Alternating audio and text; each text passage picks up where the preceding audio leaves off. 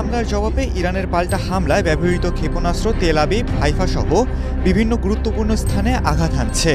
ইরানি সংবাদ মাধ্যমগুলো বলছে দেশটি ইসরায়েলি লক্ষ্যবস্তুতে চতুর্থ দফায় ক্ষেপণাস্ত্র ছুড়েছে, যার প্রেক্ষিতে পুরো ইসরায়েলে আবারও সতর্কতা সাইরেন বেজে উঠেছে।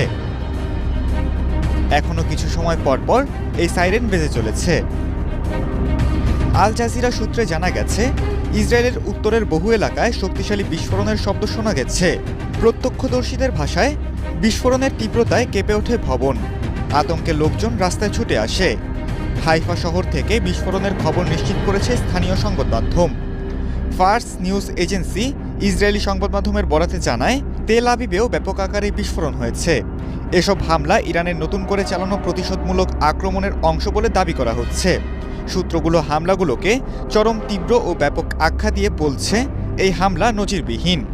ইসরায়েলি